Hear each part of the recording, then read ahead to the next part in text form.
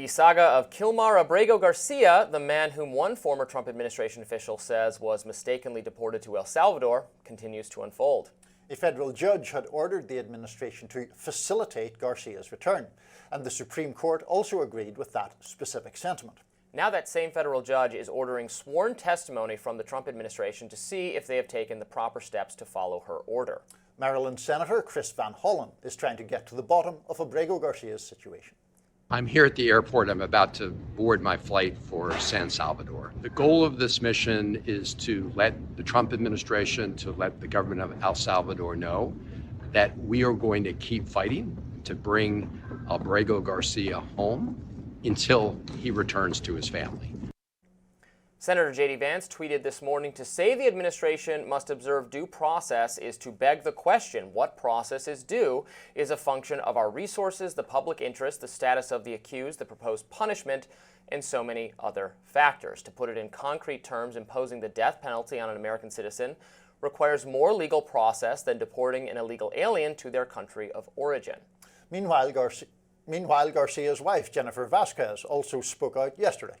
I find myself pleading with the Trump administration and the Bukele administration to stop playing political games with the life of Kilmar.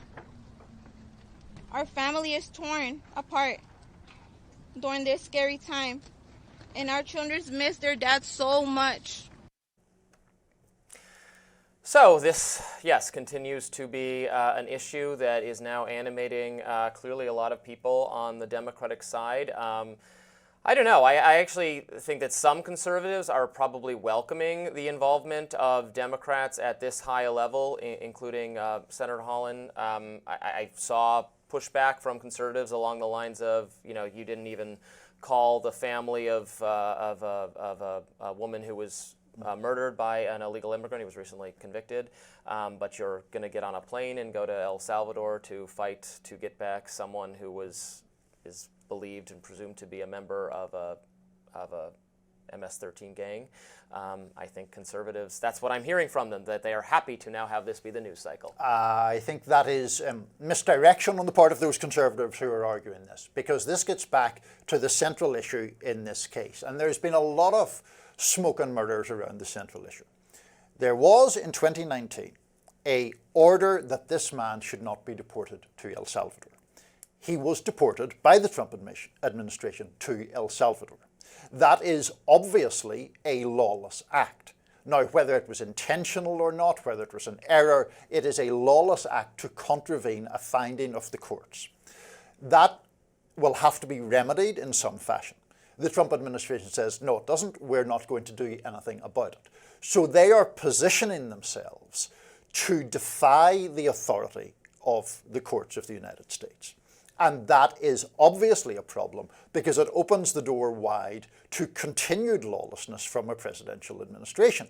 They are also arguing, and I think this is something that maybe would concern even libertarians of your persuasion, they're arguing that to bring him back would be interfering with both foreign policy and with the sovereignty of El Salvador.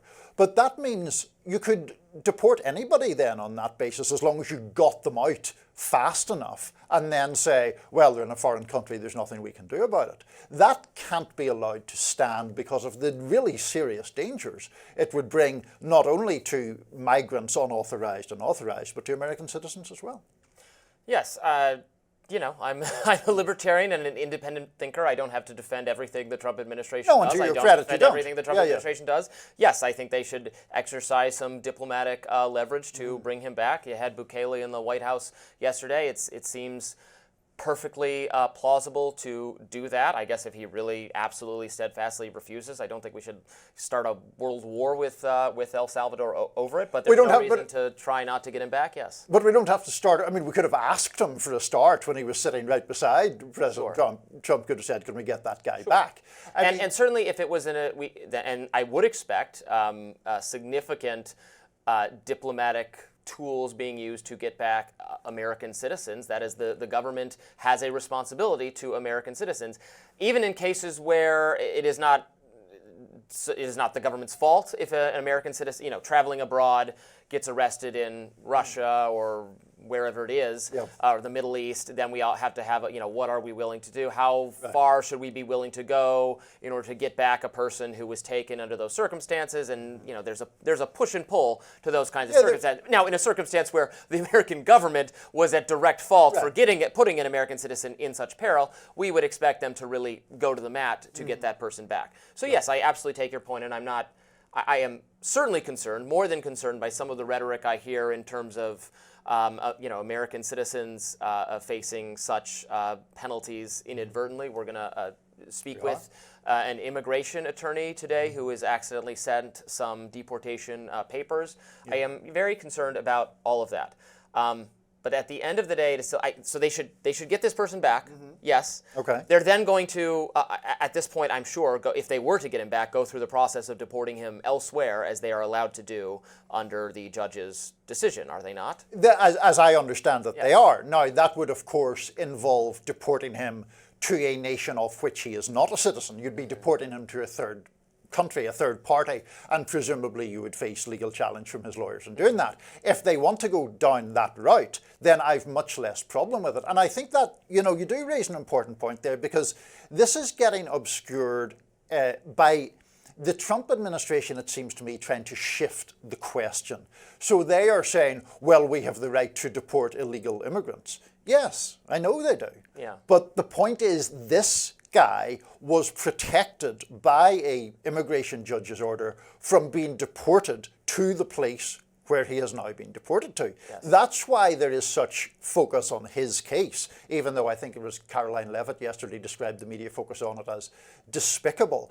It's not despicable. The point of the whole thing is they are acting illegally in deporting this guy to El Salvador. Right. They could also, I should say, in terms of other alternative routes they could go down that would certainly be legal, they could have argued that the order that protects him from deportation to El Salvador should be revoked, and they're free to make that argument. Right. They have not made that argument, which I think does cast further aspersion on these claims of MS-13 membership, which he denies. Right. But you're not making the claim, there was due process in his case. He went through a case of being before a judge and making a determination about, initially, going back to 2019 for saying that he could be deported. He then basically did an asylum claim type situation in order to not be deported to El Salvador. And yes, so he has been subjected to due process.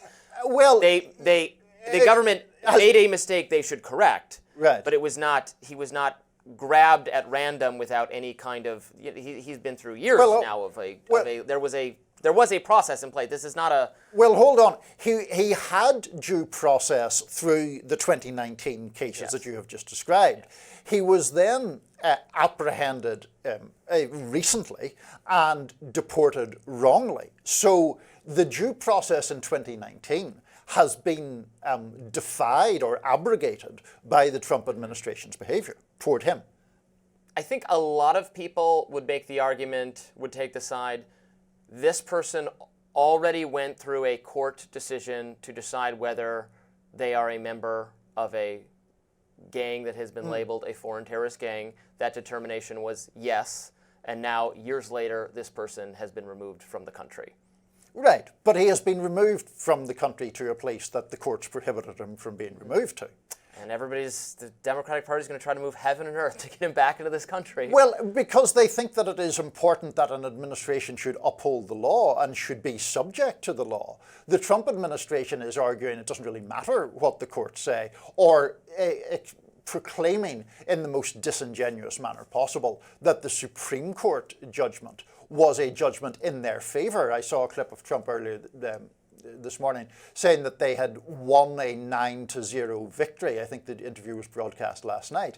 They didn't do anything of the sort. The second sentence of that Supreme Court ruling notes that it was illegal to deport Mr. Abrego Garcia to El Salvador.